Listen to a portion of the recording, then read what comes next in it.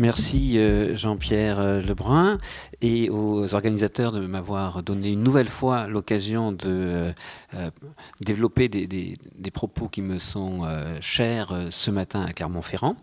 La désobéissance civile. On n'attend pas forcément qu'un économiste aborde ce sujet. On pense plutôt, pour en parler, inviter un philosophe. Et effectivement, François Gros, philosophe, a publié très récemment un ouvrage volumineux sur la question de la désobéissance civile. C'est pourtant bien un économiste que je vais aborder ce sujet ce matin avec vous. Alors un économiste qui fait de l'économie politique et qui, avec quelques autres, a inscrit ses travaux, ses analyses dans la recherche des modalités, des conditions d'une alternative au capitalisme néolibéral. Il y a 2 ans, j'étais venu à Clermont à la suite de l'apparition de mon ouvrage sur la révolution de l'économie en 10 leçons, où je montrais quelle révolution copernicienne était nécessaire pour s'engager dans cette alternative au néolibéralisme actuel. Je parlerai plutôt ce matin avec Henry David Thoreau de révolution pacifique. Alors, cette alternative au capitalisme néolibéral, nous faisons l'hypothèse que la figure des communs en sera le fil conducteur, le cheval de Troie dans le capitalisme actuel. Et cette figure des communs, telle que nous la développons, retrouve bien des points qui ont été développés tout à l'heure par François Julien. Et cette figure des communs trouve une opposition aujourd'hui avec d'une part un droit de propriété exclusif, absolu, qui ne laisse pas donc la possibilité d'un usage commun des ressources, et aussi avec une conception de la souveraineté publique absolue. Et c'est dans cette tension que la désobéissance civile va se produire.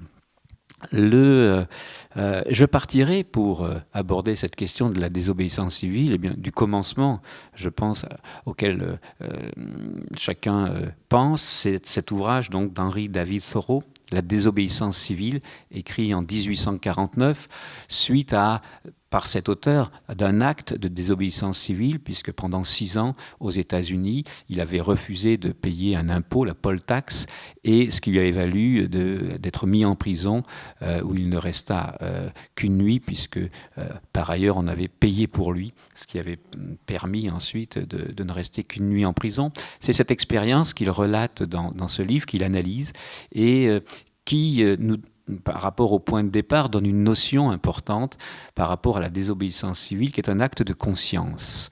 Et il dit, ce n'est pas la loi qui dit ce qui est juste, c'est la conscience. Et donc un acte de conscience qui va trouver un acte, qui va engager un acte d'opposition à la loi, et à la loi de l'État américain pour ce qui était de Thoreau. Et donc c'est cette idée d'acte de conscience qui sera mon point de départ. Alors, dans cette trajectoire d'économistes qui analyse, recherche ces conditions, ces modalités et aussi ces difficultés d'une alternative à travers la figure des communs, j'ai rencontré, et c'est de manière 3 fois, la question, la réalité plutôt que la question, la réalité de la désobéissance civile. Et c'est ce matin la rencontre avec ces 3 réalités de la désobéissance civile que je veux vous présenter. La première rencontre, assez récente, c'était j'étais invité à être membre d'un jury organisé par une grande mutuelle et le journal Libération, pour décerner un prix de solidarité ou plusieurs prix de solidarité, donc par rapport à des initiatives, des actions solidaires. Et lorsque nous étions réunis en jury, une vidéo, puisque c'était des vidéos qui racontaient par l'image ces actions de solidarité, une vidéo avait fait débat entre nous. Cette vidéo racontait l'histoire d'un chauffeur de bus dans la région de Nice qui avait fait un acte de désobéissance civile puisque son bus avait été réquisitionné par les forces de l'ordre pour reconduire à la frontière des migrants. Et ce chauffeur de bus était descendu du bus, avait dit non, je ne reconduirai pas ce bus à la frontière, je ne conduirai pas ces migrants avec mon bus à la frontière, même si son employeur au téléphone lui disait mais si, c'est la loi, donc il faut que tu obtempères à la loi. Donc prenant quelques risques de contrevenir à la loi. Alors, ce chauffeur de bus, ensuite, dans la vidéo, disait que c'était sa conscience de syndicaliste CNT, Confédération nationale du travail, qui avait fondé cet acte. Et là, il allait dans des développements sur comparant le gouvernement Valls avec le gouvernement Vichy. D'où le débat que nous avions entre nous sur... Mais finalement, nous sommes tombés d'accord pour dire nous allons reconnaître cet acte de conscience, de désobéissance civile pour le courage qu'il a eu.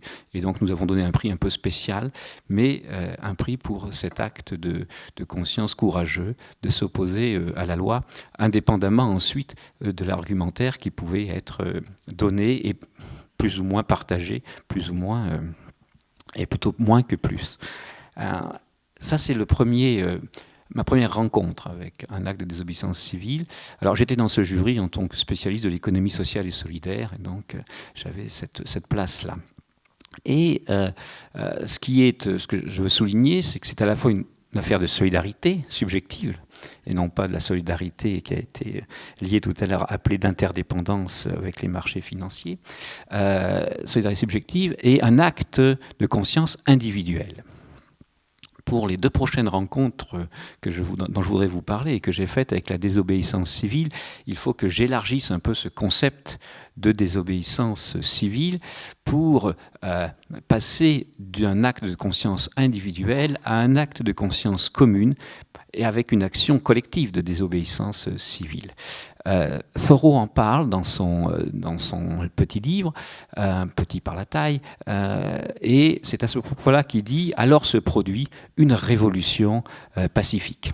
Lorsque on passe à un acte de conscience commune avec une action collective de désobéissance à la loi. Mais aussi, il en souligne les difficultés que ce passage contient d'un acte de conscience individuelle à un acte de conscience commune. Alors, si j'avais le temps, j'emprunterais à l'œuvre de Léon Bourgeois dans Solidarité, en 1896, l'analyse du passage entre ce qui relève d'une conscience individuelle en l'agrégation de ces consciences dans une conscience commune. Mais je n'ai pas le temps, mais je dis un peu mes références.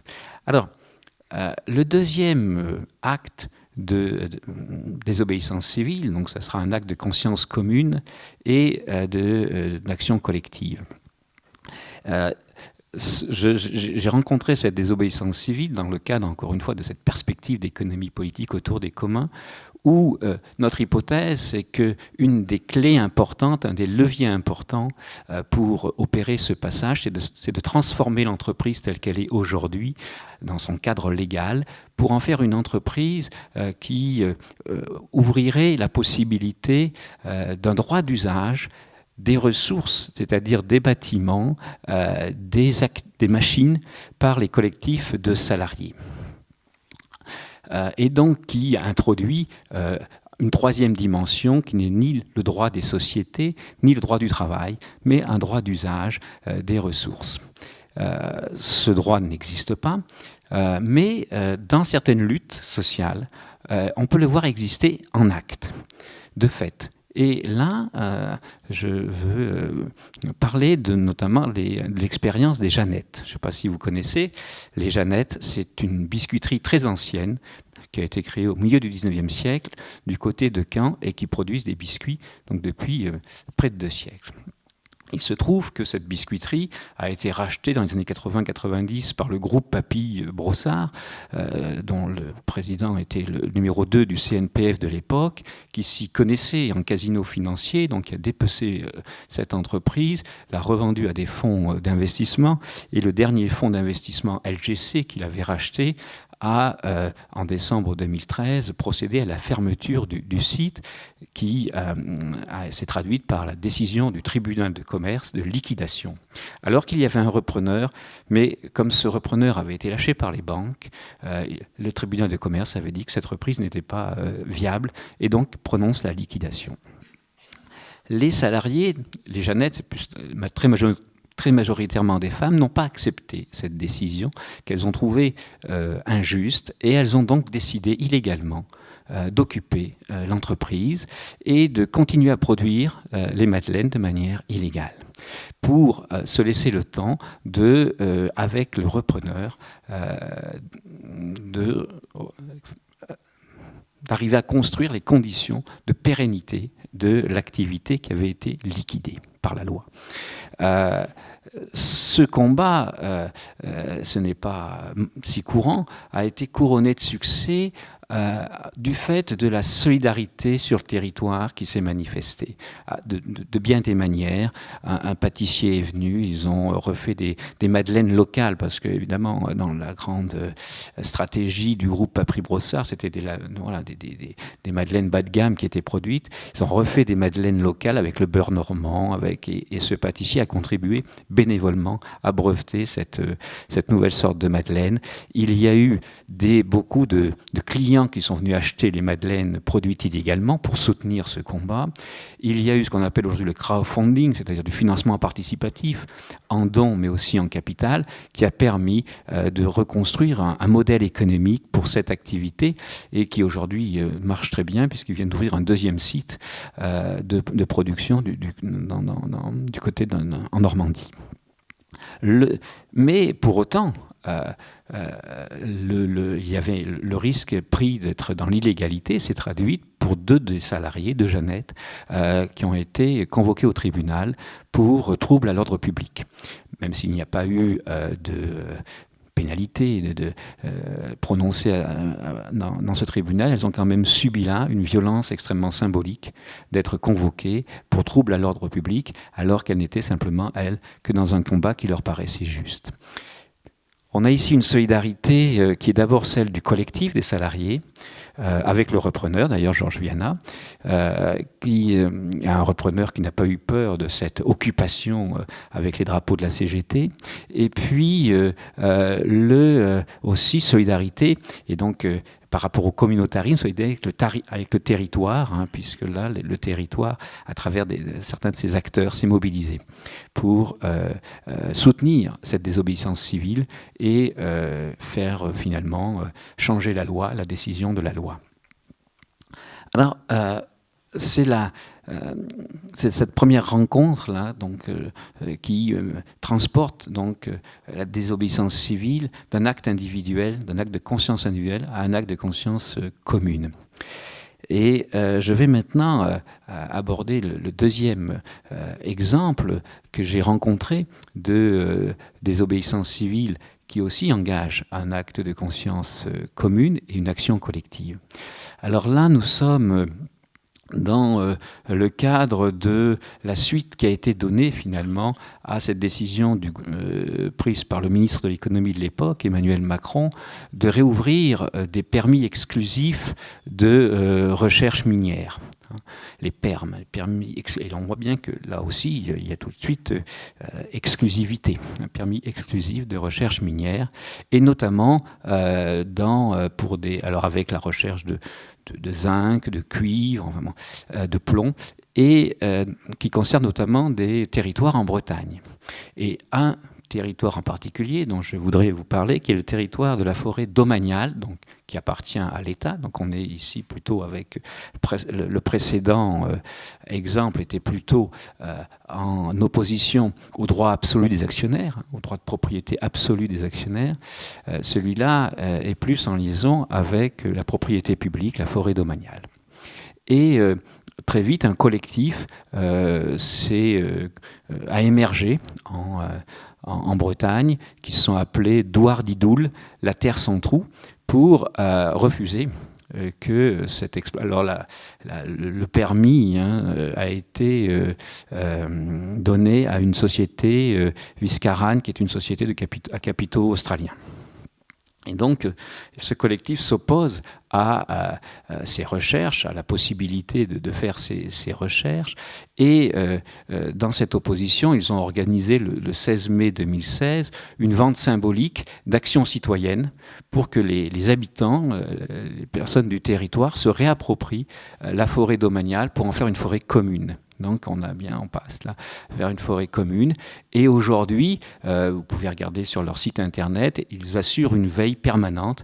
Et à chaque fois qu'il y a l'embryon d'un début de recherche, ils vont occuper la forêt et ils empêchent la loi de s'exercer avec des tensions plus ou moins fortes, mais dont ils assument aujourd'hui les conséquences.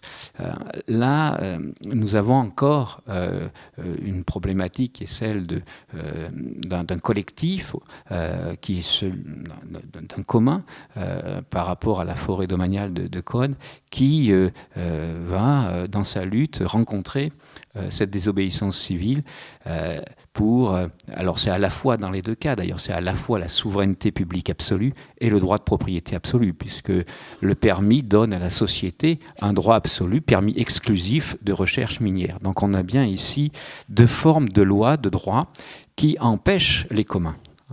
Et c'est donc cette nécessité aujourd'hui d'une désobéissance civile pour pouvoir introduire une dimension qui permet d'opérer un dépassement du capitalisme néolibéral actuel.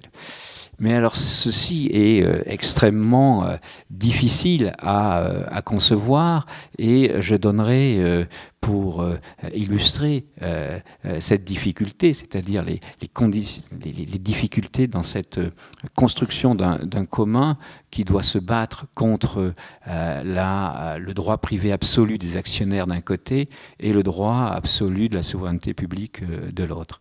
Le premier exemple, c'est un exemple local. J'ai rencontré au mois d'août les salariés de la CEITA à Riom, qui sont aussi dans ce type de combat, même s'ils n'ont pas choisi la désobéissance civile. Donc ils restent dans les clous de ce qui peut se faire légalement.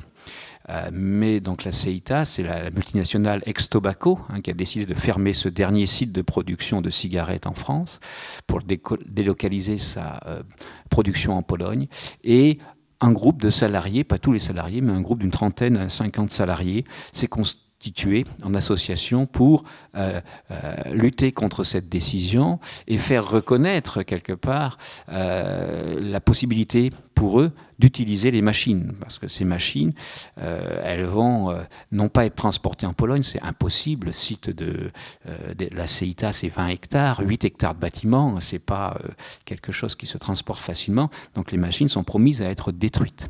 Mais elles sont légalement détruites par ce droit absolu de la propriété et non plus laissées à l'exploitation, à l'exploration, en tant que ressource commune. Mais sans être pessimiste, il y a très peu de chances que ce combat qui va rester dans les clous du légal puisse aboutir, même si je vous invite à les soutenir, puisqu'ils sont, comme vous l'avez vu, dans ces combats, le territoire est extrêmement important, donc, parce que c'est effectivement une affaire de territoire, que cette production de CEITA, avec des producteurs locaux de tabac dans le Puy-de-Dôme. Il y a très peu de chances, et on pourrait en faire l'analyse, mais ils ont tout à fait, et c'est ce que montre aussi Thoreau, c'est tout à fait justifié qu'ils ne passent pas à la désobéissance civile. Parce que la désobéissance civile, ici, ne réunit pas les conditions de sa promesse de changement qu'elle contient. Donc, je ne les inciterai pas non plus à passer à la désobéissance civile. Non, pas dans cette condition dans les conditions de cette configuration locale, parce que c'est toujours des configurations locales, et avec une diversité, un divers des communs. Les communs sont à chaque fois singuliers. Le deuxième exemple que je vais prendre nous ramènera un peu à la médecine. C'est un exemple qui, cette fois, est emprunté à Paris. s'est produit depuis quelques années à Paris une expérience tout à fait extraordinaire qu'on appelle les grands voisins. Je ne sais pas si certains connaissent. C'est sur l'ancien lieu de l'hôpital Saint-Vincent-de-Paul, 4 hectares dans Paris. Donc c'est avenue d'Enfer Rochereau, en plein Paris. Et suite à le fait que ce lieu ne serve plus d'hôpital, il y a le projet de construire un écoquartier.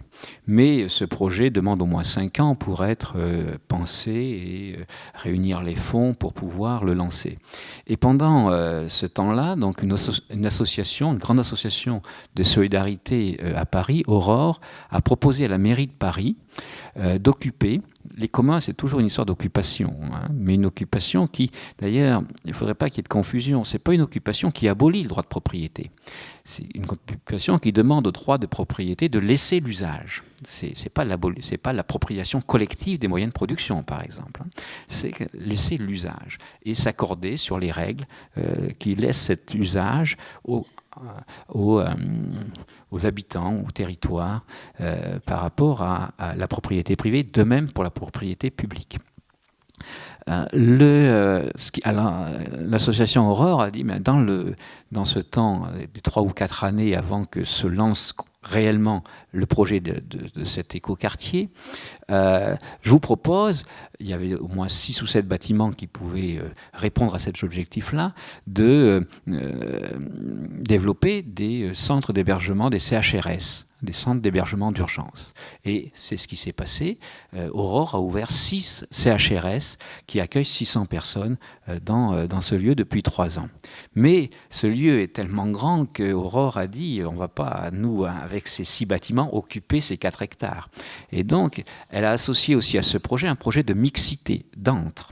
En disant finalement on va faire un appel à des associations pour qu'elles viennent s'installer ici et faire leur activité ici, et comme ça on aura une mixité aussi entre des CHRS, des personnes hébergées dans des centres d'urgence, et puis un tas d'associations qui sont sur la culture, les arts, mais tout un tas il y a aussi un camping qui s'est installé, enfin bon, il y a vraiment une diversité d'activités.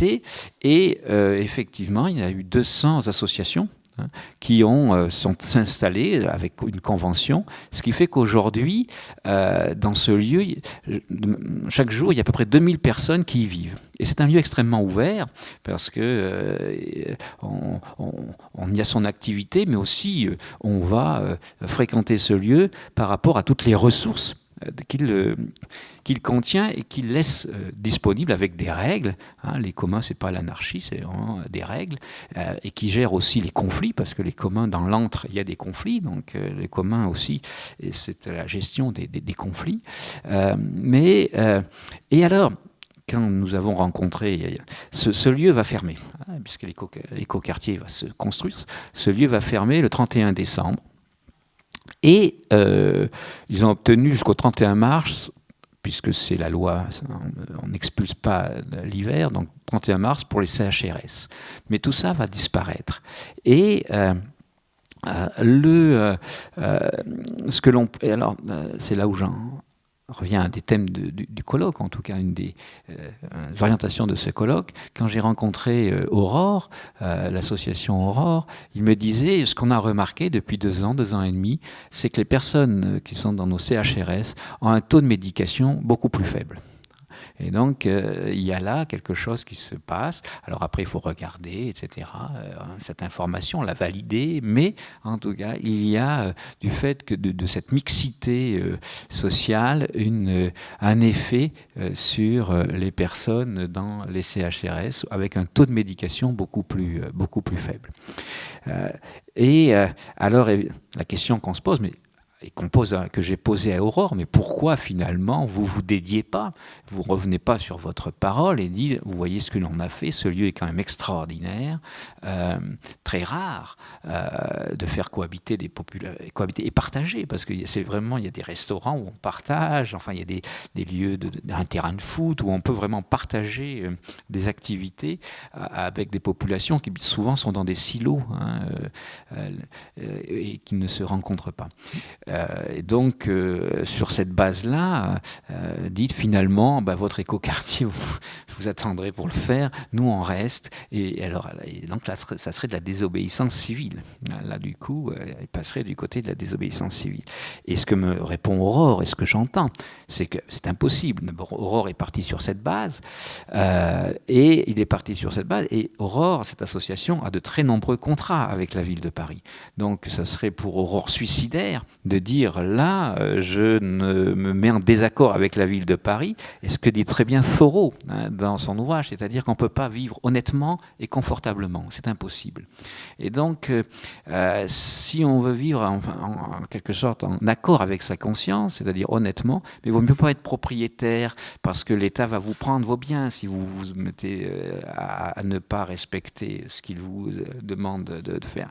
Donc Thoreau a cette réflexion, et ce qui dit que finalement la révolution pacifique c'est assez difficile parce que bien souvent, si je prends le cas de beaucoup de fermetures d'entreprises, enfin un PSE, pourquoi on l'appelle comme ça, je ne sais pas, il faut demander aux philosophes pourquoi on peut appeler un PSE. Donc c'est plan de sauvegarde de l'emploi. Alors c'est plutôt un plan d'enterrement de l'emploi, mais on appelle ça un plan de sauvegarde de l'emploi. C'est très particulier. Mais un plan de sauvegarde de l'emploi, ça permet d'avoir un certain nombre d'avantages. Que si on se lance dans quelque chose qui est de la désobéissance civile, on risque de les perdre, ces avantages. Et donc, tant qu'on a des avantages vraiment qui nous viennent du système, eh bien, il y a une certaine difficulté à se lancer dans ce qui risque de faire perdre ces avantages, ce que développe bien Thoreau. Mais pour autant, je ne suis pas pessimiste. Je ne suis pas pessimiste pour une raison, c'est que ce qui se passe sur les territoires aujourd'hui, et ça rejoint aussi un propos de François Julien, est mis en lien avec d'autres territoires. Si je prends ce qui se passe en Bretagne, ils ont fait un site internet, et sur ce site internet, ils développent justement un antre mondial par rapport à toutes ces communautés qui sont très différentes, par exemple en Bolivie, pour les connaître un peu, ou en Colombie, qui sont aux prises avec des grandes firmes multinationales qui viennent faire de l'exploitation minière et en dégageant les populations locales. Et donc, ce site internet, c'est une espèce de méta commun qui permet de construire des ressources communes pour, notamment juridiques, parce que le combat est un combat extrêmement juridique, et pour pouvoir faire avancer ce combat, eh bien, il faut vraiment une expertise juridique extrêmement importante.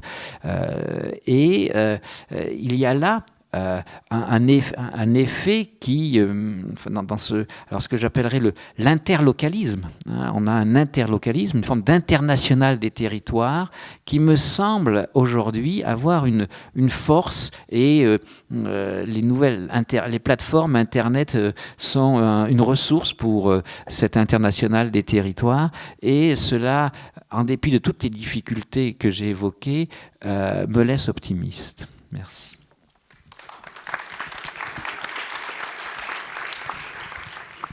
Vous nous avez mis vraiment tous les deux dans le concret. C'est vrai qu'après, j'allais dire, les concepts qui nous permettaient quand même une ouverture sur un possible, et c'est toujours réconfortant, important, et je crois qu'il faut qu'on aille dans ce sens.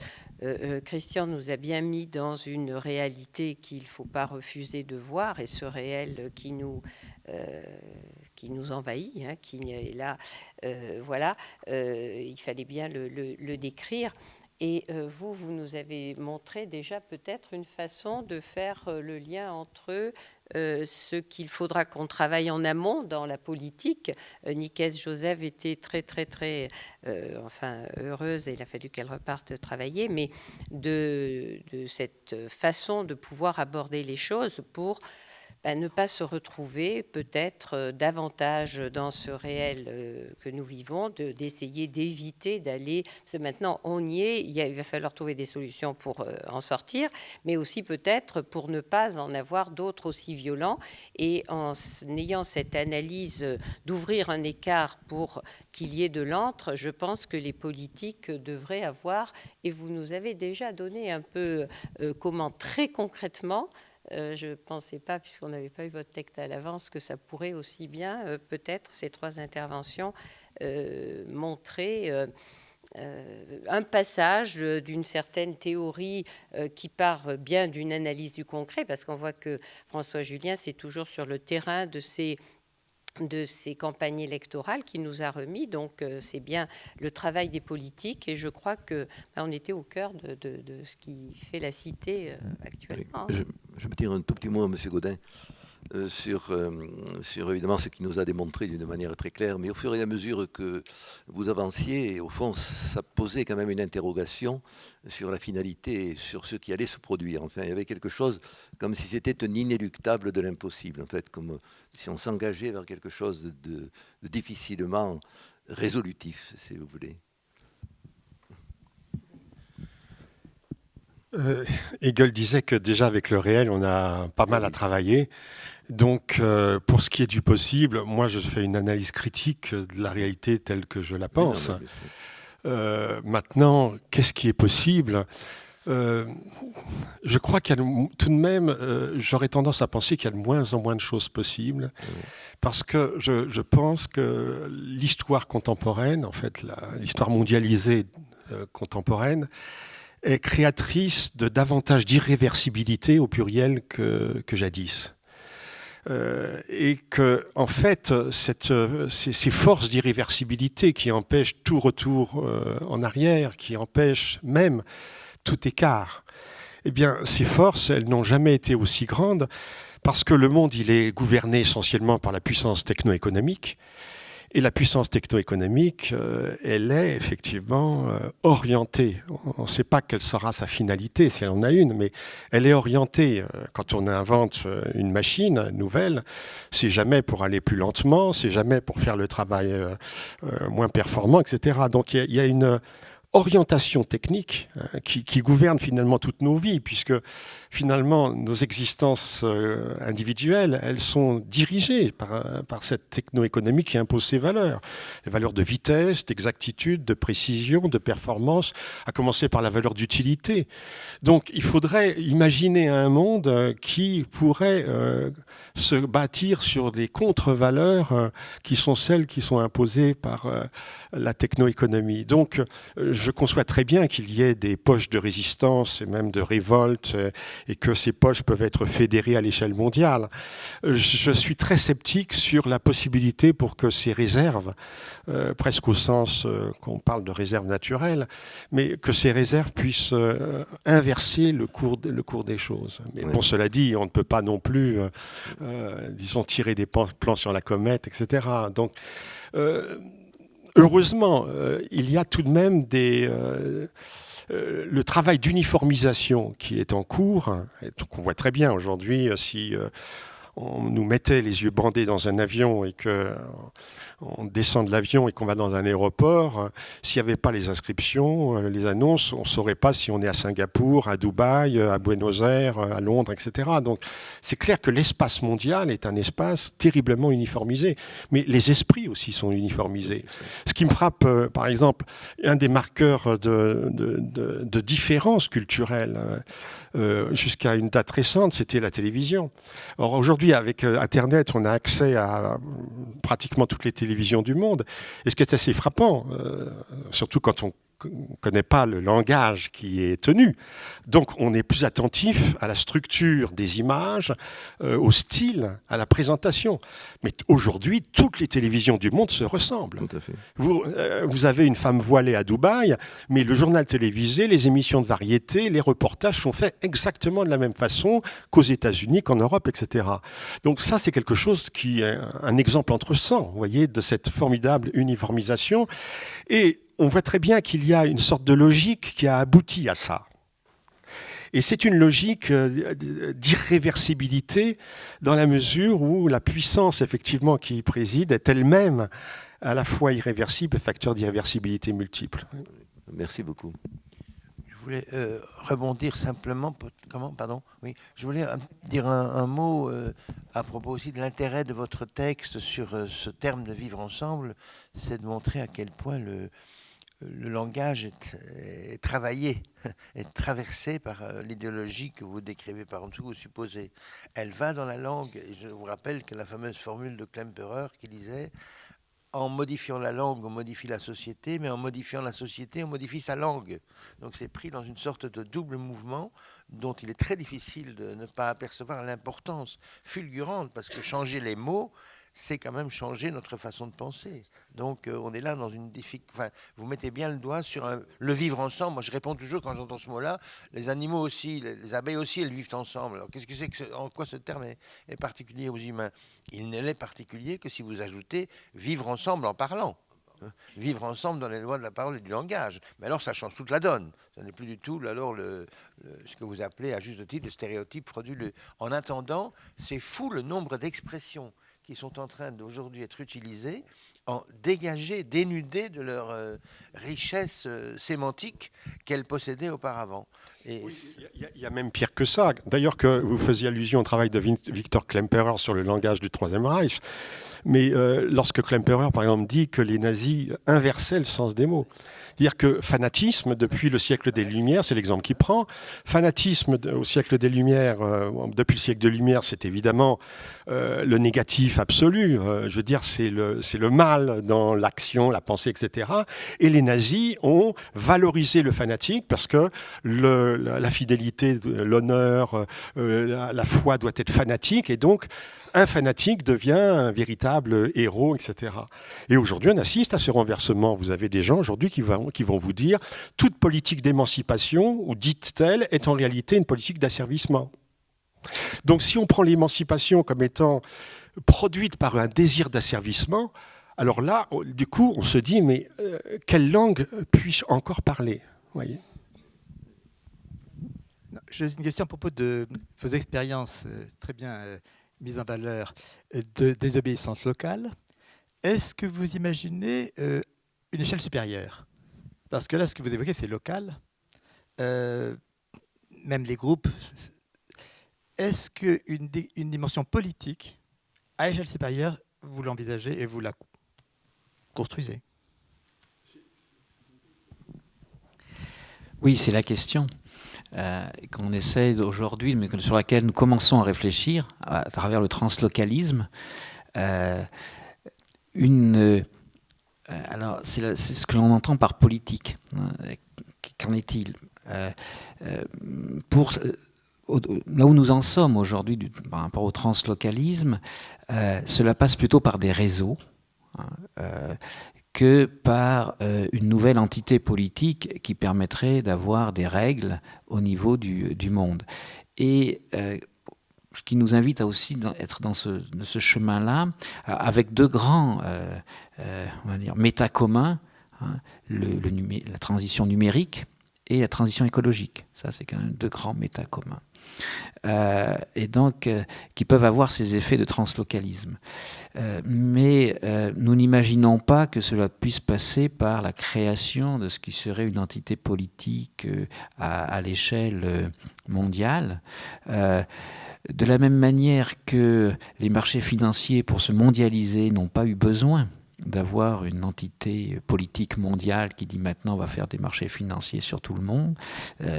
Je pense qu'il peut se créer un espace mondial différemment que celui des marchés financiers et qui n'a pas forcément la nécessité d'avoir un appui politique de ce type-là, en tout cas du type d'une entité qui serait une organisation mondiale qui permettrait de produire un ordre avec ses règles mondiales.